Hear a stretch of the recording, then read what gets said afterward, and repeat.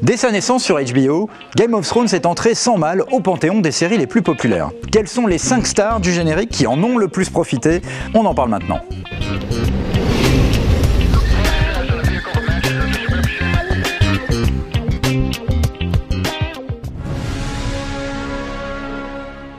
Au moment de ses auditions pour le rôle de Daenerys Targaryen en 2010, Emilia Clarke a 24 ans et c'est une totale inconnue. Please call now.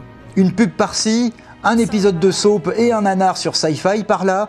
Bref, Emilia Clarke courait les petits boulots pour survivre. De son propre aveu, si elle n'avait pas été retenue pour jouer la mère des dragons, elle serait sans doute encore en train de cumuler ses 3 jobs de l'époque, employée dans un call center, barmaid et serveuse dans un restaurant à Londres.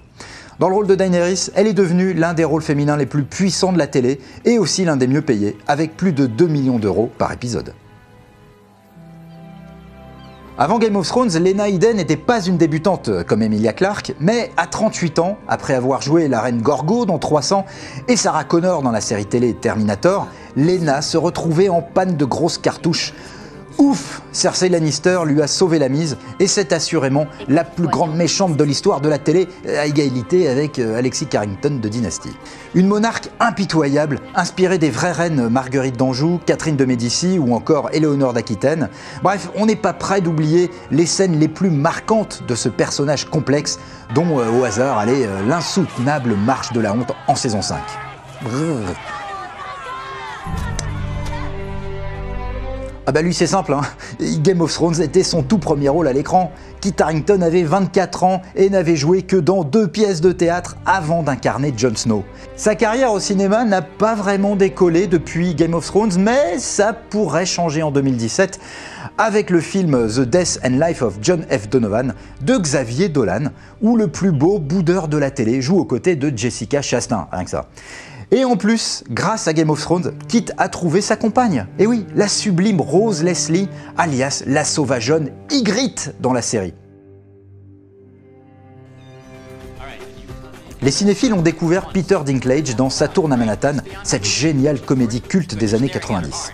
Depuis, Dinklage a joué dans une quarantaine de films et séries, mais c'est bien Tyrion Lannister qui a fait de lui une star. Assurément, c'est lui le chouchou du public et il y a même des mathématiciens pour prouver qu'il est le héros central de la série.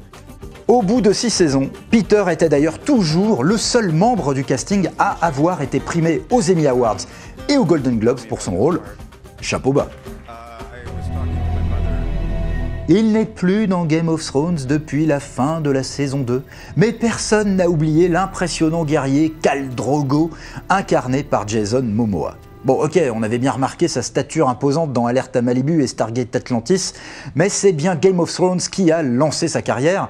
Depuis son départ, il a créé la surprise avec un beau rôle à contre-emploi dans la série The Red Road. Et surtout, Momoa vient d'intégrer l'écurie des super-héros d'ici avec le rôle d'Aquaman, prévu pour décembre 2018. Prions pour que tout cela ne fasse pas plouf, hein, Jason.